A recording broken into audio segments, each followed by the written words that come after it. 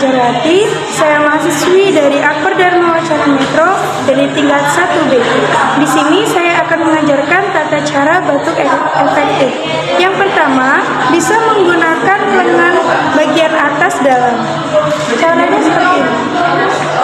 Yang kedua, kita bisa menggunakan tisu. Tutup hidung dan mulut. Yang ketiga, bisa menggunakan masker seperti biasa.